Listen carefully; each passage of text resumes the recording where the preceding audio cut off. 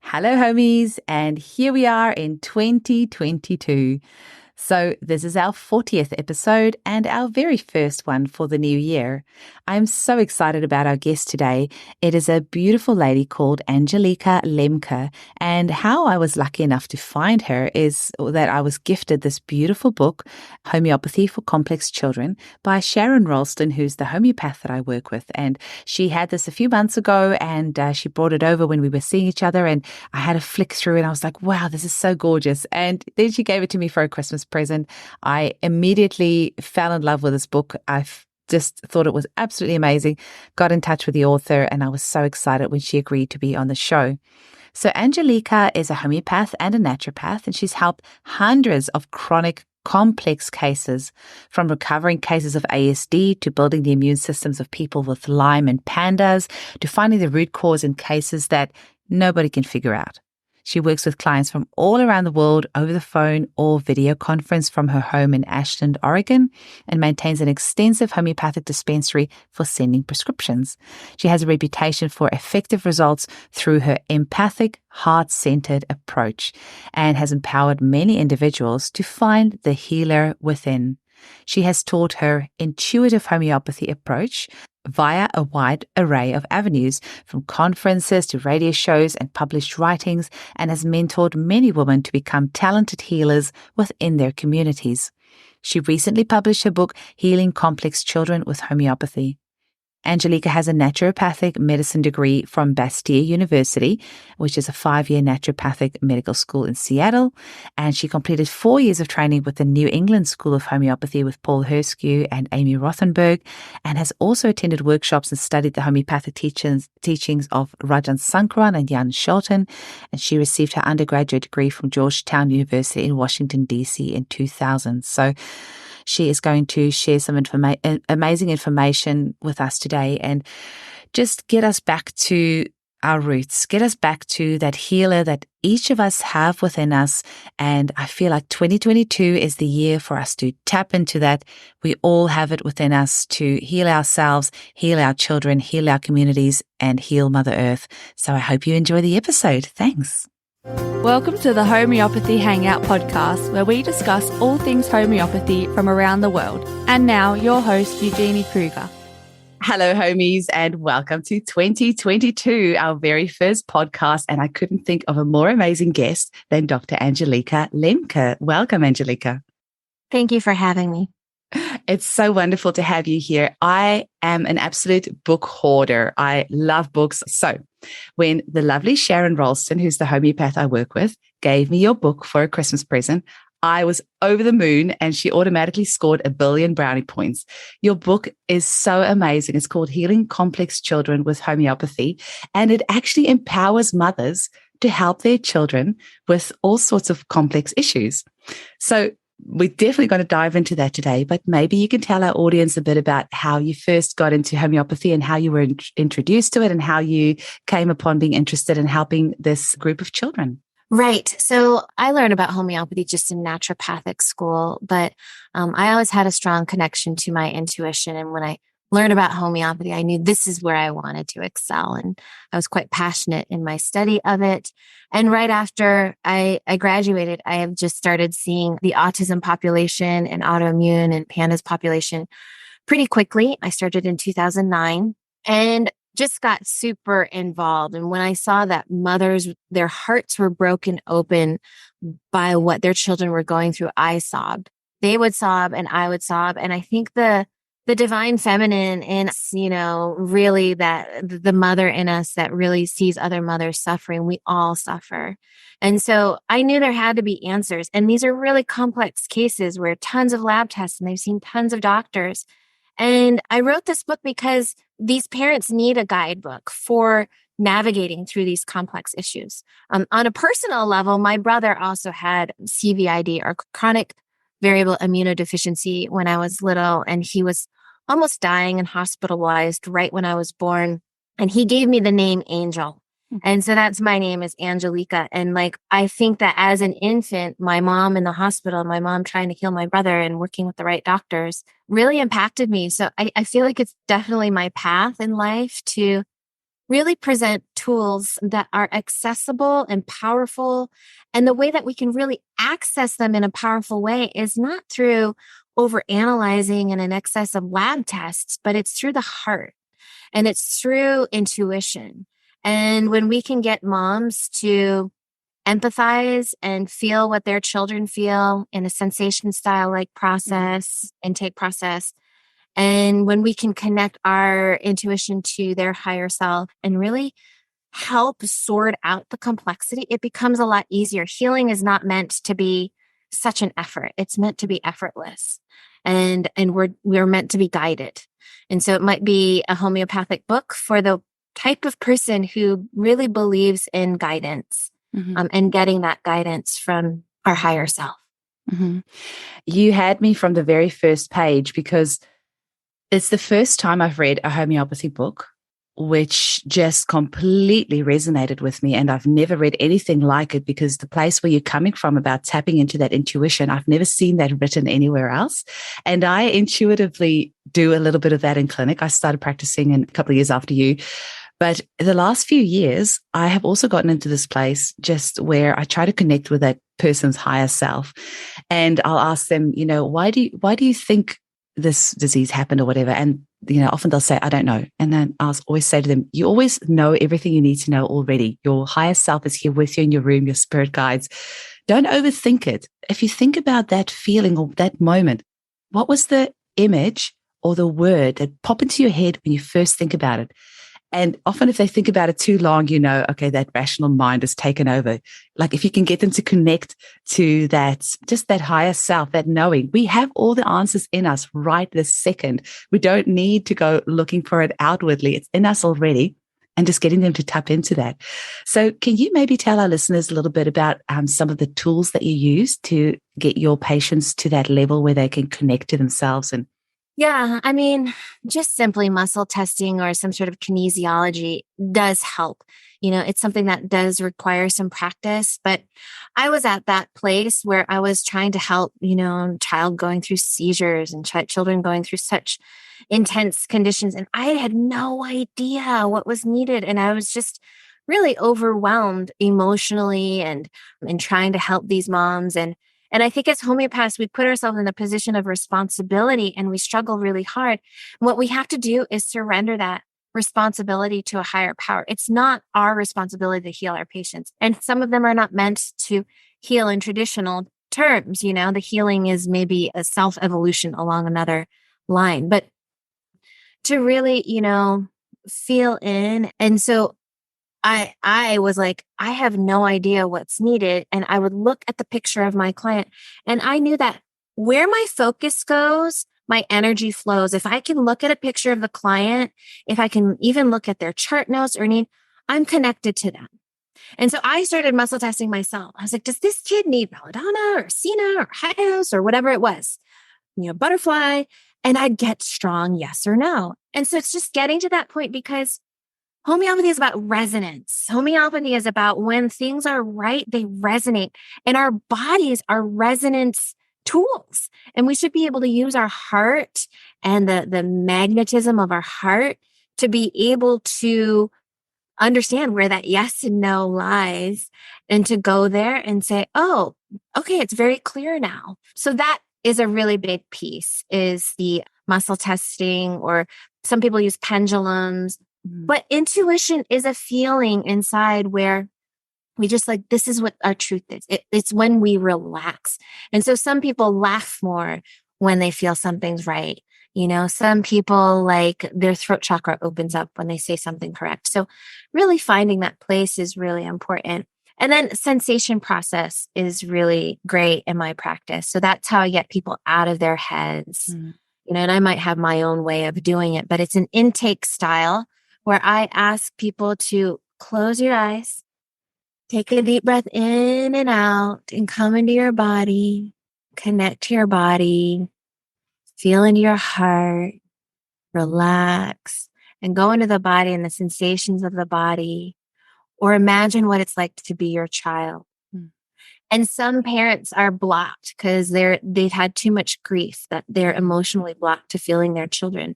So then I try to kind of work them to clear that grief. And I have them imagine their child when they're at their happiest and most joyful, because there's that bridge to joy and love. When's your child most in his element? When's he most joyful? Imagine holding your child when he was a baby and looking into your eyes. What did you feel? What did that soul connection communicate to you? And then once you have that connection, you have the parent, then what's the opposite? When they're really stressed, how do they feel? And finding that, then that polarity helps guide us. That is so beautiful, because obviously with the subset of children that you work with, these complex issues, often they are nonverbal. So if there is very severe cases of autism, the child can't actually speak. So they can't tell you, if they're old enough anyway, to be able to tell you what they're feeling in their body or why they're doing a certain stimming behavior. So I love in your book how you're describing that this is kind of a way to get in there and use the parent to feel into the child's body and what they're experiencing. Exactly. And the parent will say, I had no idea that's what my child was experiencing. And we're in such a unique position as homeopaths where we get to understand the whole picture and have someone go deep. And why don't we just take that opportunity to go as deep as possible to really help that parent therapeutically empathize with their child? And the other thing about these nonverbal kids is they teach us as homeopaths how to tap in other ways. Like, I have learned how to become way more psychically aware, because a lot of these kids want to psychically communicate with us. They're wanting somebody who's open enough to them connecting to us in that intuitive way. And when we can be that person for them, it's just such an opening into their life. So yeah, they are teachers too. Mm-hmm. I feel like you are like our little stepping stone of getting homeopaths into the next evolution of homeopathy. And I'm so excited about this, because I really feel that that's needed, because the types of conditions that we are seeing in clinic today, no homeopath in 200 years has ever seen before. So we are going to have to tread our own path, find our own way through this maze of crazy chronic symptoms that we are seeing in children that are so young. And it just makes sense that, with women especially, I mean, obviously you have male homeopaths and you have male dads that bring their children in, but women have always been the healers. We have all this knowledge, all this knowing inside of us, and being able to tap into that and use that for healing is actually something that we've always done from the start of time. So getting back to that is very exciting. It's getting back to the divine feminine, and really, men have that too. We all have access to the masculine feminine, but even homeopathy evolved towards the masculine element of like me healing you, me knowing it all, big ego. I take charge of the healing. I take credit for the healing. Oh, let me show you my fancy case study that shows you how good of a homeopath I am, right? And it's like, we can let go of that and get our egos out of the way and just say, like, it's not on me and I have no idea what to do. Like, I'm really humble in this process and I'm not the missing piece, me as homeopath, and come to that place of just loving connection with these moms and kids. And then, there's always one step forward, and it's surprising sometimes, you'll get guided to a SAR code that you've never used before, and you get to see it. Like, I recently gave acetylcholine to a child who was just severely autistic and had a movement disorder, and it totally helped his movement disorder. And in a way, I hadn't read Materia Medica. I didn't know what it was going to do. I was just guided to it, and we have these amazing books, we have huge amounts of information. How are we supposed to sort through all of these new provings? We have to use this inner GPS mechanism to take us there. Mm-hmm, absolutely. Angelica, why do you think it's important for mothers? I mean, I say mothers because, 90%, I should say 95% of the people who bring the children in are mothers. Now and again, you have the dads, but why do you think it's important for, maybe we should say caretakers. Why do you think it's important for the caretakers when they bring in this child to see you, to know how to use homeopathy and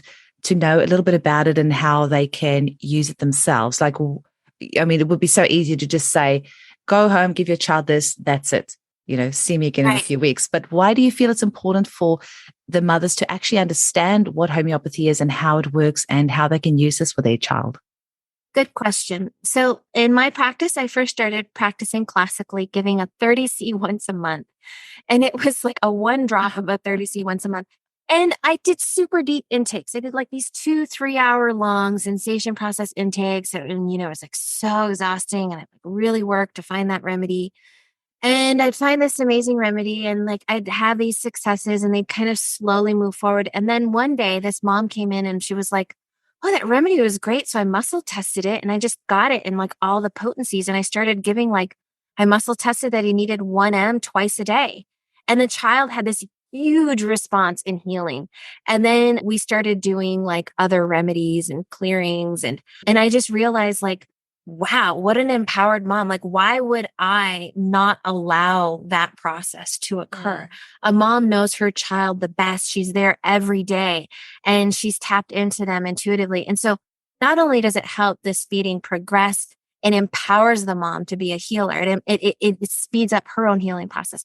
She can heal herself. She can take the remedies too. And oftentimes these moms that I've empowered then go on to become homeopaths. Mm-hmm. They take my classes and they want to become a homeopath because it's just the obvious next step when you've healed your child and been a part of it, versus like the kind of the exhaustion that, if we take it all on ourselves, it's kind of like psychically exhausting to try and do that for every case. And then we can't see that many cases because your caseload just quickly fills up because you're managing way too many complex cases and you can only do so much.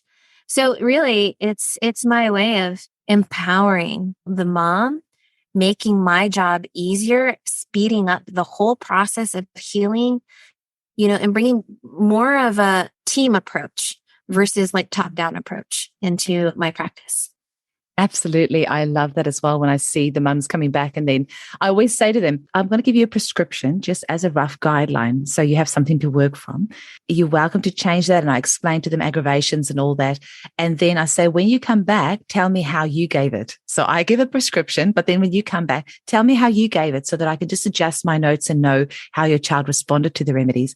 And I actually have an hour and 40-minute introduction to homeopathy course that is actually a condition of treatment. So if you want to come and see me, you have to do this course first before you come and see me so that people already are engaged in the process. They know what homeopathy is. They know how it works. They know what aggravations are. They know some of the basic remedies so that they are empowered right from the start to get on this bandwagon with me and, have that collaborative approach. So Absolutely. It's wonderful when other homeopaths do that. And it's so much more fun when you hear somebody else say, I gave this and this is what happened. And I'm so excited. Or they teach you something, so yeah. You were reading my mind. I was about to say that they are our greatest teachers, like that client of yours that came in and said she muscle tested. I mean, I learned such amazing things from my clients. They are really incredible. Right. And it's like treats like. We attract in the clients that we need to see for ourselves, and people come to see us when we have something for them, And so, right, it should be an equal exchange. Absolutely. And what would you say, Angelica, what does healing mean to you? So it's got different definitions for different people, but what does healing mean to you? Ultimately through working on these cases and for myself, it means coming deeper into my own truth and deeper into kind of a unified field of truth and love. And it might sound hippie, but it really is. And when we're operating from that place, synchronicity is constantly happening. Law of attraction is constantly happening. We're living in a place of miracles in our life. And it can be hard. Healing can really push us to our deepest evolution to understand what love is. It can make us really see our shadows. And for the families that I work with, it could mean that their child goes from being autistic to being a top A student and in college, but it could also mean that they stay nonverbal, but the parent learns that the child is the teacher teaching them about unconditional love and letting go and compassion. So for each person, it's different, but it's an evolutionary process. Mm-hmm. You just reminded me of something I was going to say earlier when we were talking about the parent connecting with a child, that I've seen it so often in my clinic. And I know you wrote about it in your book, that these parents, because, it's so hard raising a child with all of these incredible special needs. And sometimes it's almost like the parent can harden their hearts or kind of almost distance themselves to maybe prevent them getting hurt or maybe disappointment or who knows what. But with the way that you're practicing and allowing them to learn from this experience, evolve spiritually, but also just to connect with that child and realize maybe that they have been hardening their heart, or they have been, not connecting with their child emotionally or spiritually. That's really powerful in itself as well. Mm-hmm. There are rare cases where I see that it is actually useful and important for families to have a boundary with the child when where that child is at is so deeply destructive and syphilitic, right? And it's just like, there are times when people really do need to create a boundary or institutionalize somebody because it's too far gone. But for the most part, yeah, what is autism? But it's like, it's a turning inward. And what is healing autism? It's developing that openness to connect and in a balanced way and know how to filter information correctly. And so one of the first remedies I give to probably most parents is Ignatia, of course, because it's that disappointment. So when parents, these things start to occur in their life, they shut themselves down emotionally and they get really cerebral and start researching and making lists and not sleeping at night. And so, yeah, I love helping with that. The thing is the Ignatia moms, you can treat Ignatia and then they are really into homeopathy because they're also like these type A women who then definitely want to become homeopaths. Absolutely amazing. This is just a little one for our listeners. There is this amazing book by Neil Donald Walsh called The Little Soul and the Sun. I don't know if you've heard of it. I read it. Yeah, I love it. My midwife gave it to me when my first son was born. But there's actually a lady on YouTube that reads it out. It's about 13 minutes long. So often when I have these little patients that come in, and you can see the parent is just so frustrated, and I'm trying to guide this parent towards, just understanding that you and this child chose the spiritual journey together, and you are here to learn from each other. So go and watch this little 13-minute YouTube clip, have a box of tissues handy, and just understand that you are here to learn from each other. So please go and watch that YouTube clip. It's so good. Or get the book. It's beautiful. Now, I wonder if you can maybe tell our listeners a little bit about your book. So Healing Complex Children with Homeopathy, ASD, PANDAS, PANS, Lyme, ADHD, and more. So what sort of incredible little nuggets will they find in here? And I just want to say it's not just for homeopaths. It's actually written for the parents out there. So this is definitely one to add to your collection. Right. It's deep enough that homeopaths can find it useful, but it is instructive enough that I think parents do too. When I started practicing, I wrote a lot of notes into Excel spreadsheets, and parents would say things like, when my kid has strep, he lines things up. When he's yeasty, he spins. And I think, man, these people the parents are telling me homeopathic proving information that isn't written anywhere else in homeopathy. And we don't have ways of understanding and decoding some of these behaviors in homeopathic terms because it's a whole other ballgame with these kids. Their immune systems are not strong enough that these different infections really show their full profile and personality through all of the stimming behaviors that a child has. So I wrote those things down, and then I would I was in such an intense learning phase where I was studying plant remedies and animal remedies and the minerals, and I was just really absorbing it all in. And so I had created this set of spreadsheets, and then, maybe 6 or 7 years into my practice, a group of moms who I had helped were like, please help us study homeopathy if you want to. And I couldn't think of how can I, given the breadth of what we had to learn to get them to heal these kids, how can I possibly encompass all of that into teaching these moms? It's not like an intro to homeopathy class. It's deep. The fact that I sometimes have to give a lanthanide remedy or, China muriaticum, this is an intro to homeopathy. I need to really dive in if they want to receive the potential to healing these kids. So I did a 2-year course, and I created a little booklet that I self-printed. And then when I did my second 2-year course, which I was kind of hesitant to do because I was like, God, this is a lot. It was kind of a lot the first year. And the second year I did it, the second round, there happened to be a book editor from a famous publishing company and a publisher taking my class. And they both had kids who had pandas. And it unfolded in the most organic, held by the universe way. And I couldn't have asked for a better editor to bounce the book back and forth because I was really overwhelmed. I'm like, how do I bring all this material together? It's a lot. So it was really exciting because it just feels like it was hard to do, but it was held by angels. It was held by the universe and saying like, this is something that needs to be birthed and I'll help you. And it just flowed like the whole time. So I'm really grateful. Came out in April 2020. Definitely get yourself a copy. It's just Thanks. such a good read. And you know what you said about some infections will cause certain behaviors. And that's something I've never heard anywhere before because I'm seeing these symptoms in my clinic. I'm seeing the stimming and I'm seeing, all sorts of tics and twitches and all these things, but nobody has ever actually managed to trace it back to what could potentially have been a root cause. So it could have been Klebsiella or Candida or any of those. So I feel like that's revolutionary. That's something that we kind of need to dig into a little bit more because that's going to help us make massive gains in our treating of our patients. Yeah. And one of the things that kind of helped us along is the fact that these kids are getting all these lab tests done. And so the parents would say, yeah, I can tell that when they have Klebsiella, this is how they behave, and they have these clinical symptoms. And so in a way, like these parents were giving us the clinical proving symptoms for what we need to see. So absolutely, and it's way more complicated. We need to use way more nosodes than just our classic tuberculum carcinosin. I mean, I love those remedies, but using the strep nosodes and Clostridia nosodes and various ones that are showing up in these cases can just be game changers. It's not easy though. It's rarely a one remedy fix, a classical one constitutional remedy fix.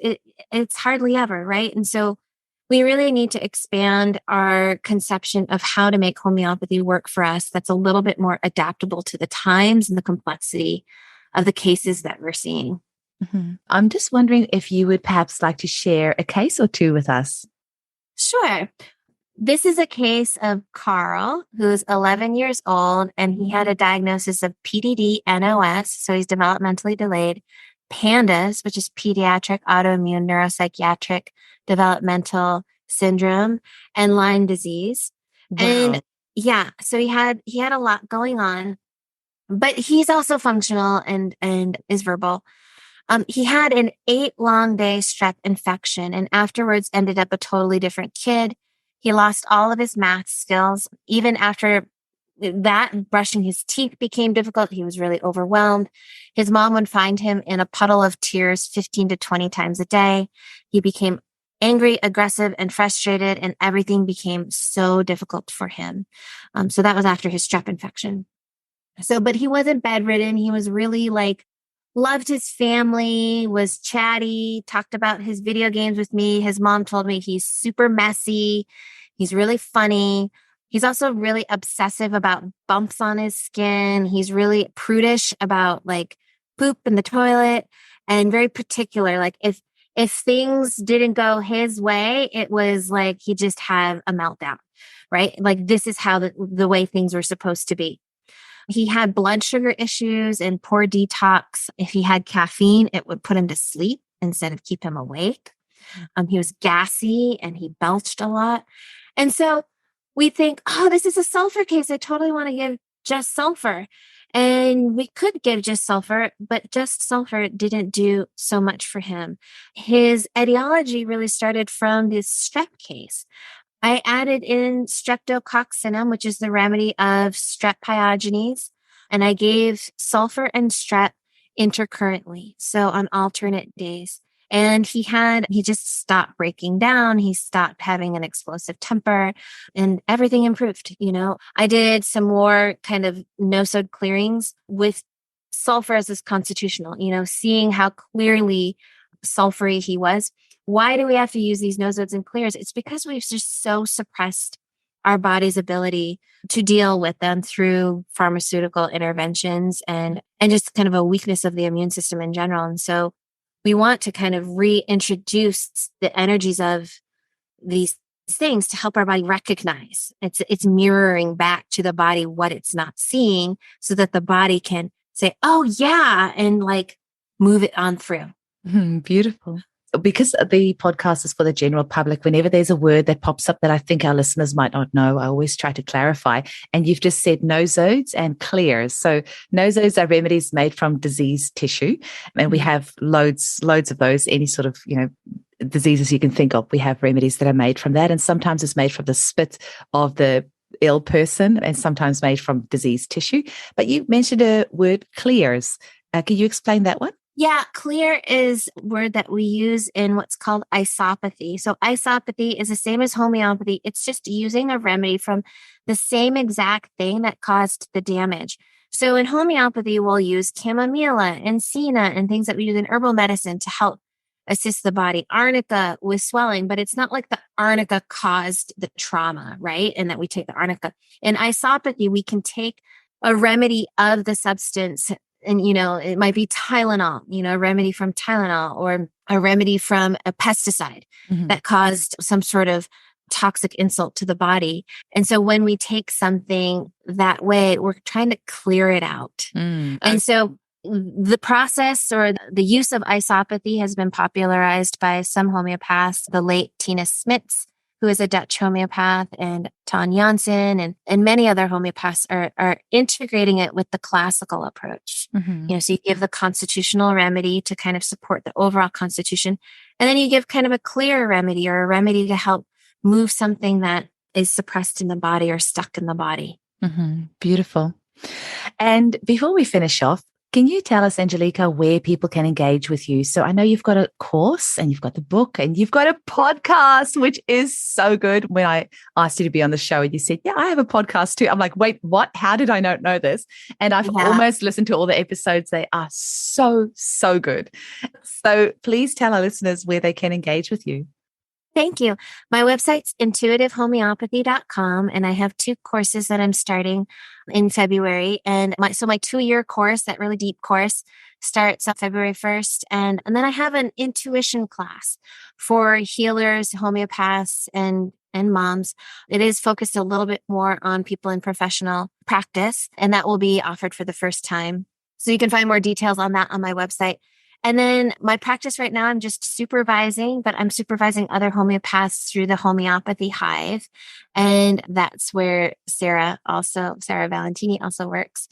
And the podcast is found on that website. And it's been really wonderful. I really feel like I'm a part of a circle of healers, a circle of women. I'm very connected to Australia for some reason. I feel like we're gridding this kind of trans-Pacific kind of energy field to really bring about we want to heal and evolve ourselves so we can heal the planet. I mean, it's really about empowerment and shifting into another level of being and in homeopathy. So I'm really grateful for all the women I get to work with because we're all sharing in this kind of collective grief process for what's happening to our kids and the planet, but then this kind of collective lifting that we can kind of all together help support each other. So yeah, your podcast, I'm so grateful for. And my podcast is created by, people that I've helped teach. And it's just a big snowball that I hope just keeps growing. It's going to. The world is so ready for homeopathy. It's so ready. Yeah. Now, the other thing is that I always ask my guests right at the end, their 3 favorite remedies and why. But I think for you, I'm going to twist that question just a little bit because you have some very interesting remedies in your book. So maybe you can tell us the 3 most interesting remedies and why. Maybe the 3 most interesting remedies, man, some of them probably would be ones that aren't well talked about or written about. I love the animal remedies. So there's maybe 3 to 5 remedies that there aren't written anywhere else up in great detail that are in my book. There's an animal remedy it's like the double-headed snake. It's called the worm lizard. Wow. Snake that stays under the ground and it looks like it has 2 heads. And I've used it twice in really weird psychosis cases where the person couldn't see their duality. They couldn't see their kind of split personalities. Wow. And they had an intense rage. So it's also called Amphisabina alba. Yeah, that's a really interesting one. I haven't used it a lot, but it's interesting. Yeah. There's a remedy called Clerodendron inerme. And it's a wild jasmine from somewhere in Asia. And I had a mom have a child who had tics. Her tics were somewhat sexual. She would kind of gyrate her hips, and she was a dancer, and it was just this kind of twitchy thing. And we had done a bunch of remedies. She'd done well with carcinosin. And the mom said, there's this tea that's supposed to really help calm the nervous system and help with tics. Can we make a remedy out of it? And I didn't even have access to this remedy. It didn't exist. So I bought the plant, I bought the stick, I put it in a pot, let it grow. I waited until it had leaves, picked the leaves, and then I made a remedy out of it. And not only did it help her daughter's tics go away, it helped lots of kids. Wow. So that's a really cool one. That's dedication. Yeah, I haven't done that probably since then, but it was a fun one to get to. Yeah, but that's the thing. When you're opening yourself up for this process, when you're opening your mind as a homeopath to this is more than just what's written in our Materia Medica. There's no end to homeopathy. Then this is the magic that happens. So that's so wonderful. Right. And when we can really open ourselves up to our intuition, we can get guided into remedies that we just never, ever have heard of or thought of using. And I think it's really important to allow that, because the universe also wants us to learn and to learn about it, and be surprised at the results and get excited about, oh man, when I can really open up and trust and listen to my intuition, this is what happens. And lucky number 3? Lucky number 3 is emerald. I was just at a potluck yesterday, and I have a set of remedies that I give out for when people have issues with EMF. And it was a woman who was a secretary, and she was just like super struggling with EMF. And she got the set of remedies, and what really helped her was emerald. It just cleared up all of her mental fog. It helped me when I was in New York City and I was working in a cubicle up 20 flights, and I was surrounded by all of these other offices, and it was just like so much electricity and so much Wi-Fi. And I'd had these like migraines, and I was doing homeopathy in this setting. Yet I was just completely feeling like energetically like assaulted. And I got guided, just pure intuition, to take emerald, and it just cleared the fog. So I find that a really important EMF remedy.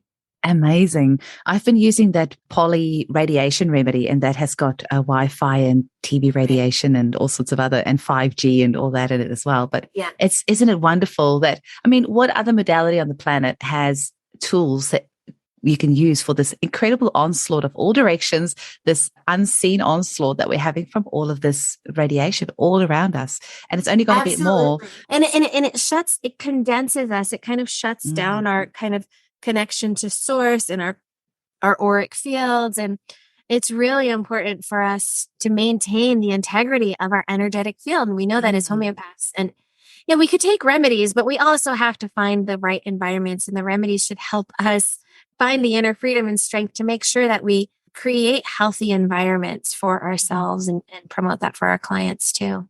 Amazing. Angelica, I am so glad I could start off 2022 with you as my guest on the show. It is just so brilliant. When I started reading this book, I said to my husband, oh my God, this woman is saying things I've never read before. This is just resonating so much. I went to your website, sent you an email, and then just like was holding my thumbs and hoping you'd reply. And when you said yes, I was just so excited. So I cannot think of a better guest to start this year off with. And we are in the middle of a homeopathic revolution right now. People are so ready for this information. They want to heal their children. They are looking for alternative options. And we are right here with all the tools to help you heal. So thank you so much for bringing this message of inspiration to our audience.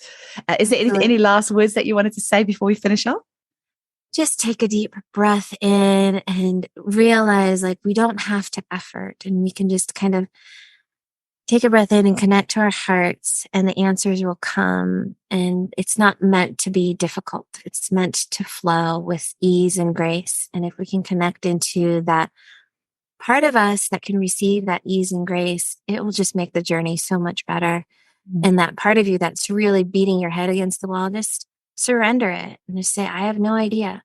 And if we can be guided through 2022 and the myriad of issues that are facing the planet right now with that ease and grace, I think we will all be better off.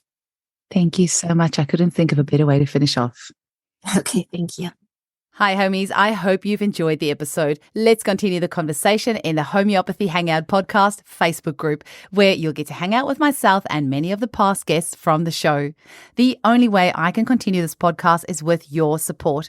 Please consider making a donation at buymeacoffee.com/hangout, where you can make a once-off $5 donation or become a monthly patron at www.patreon.com/homeopathy hangout.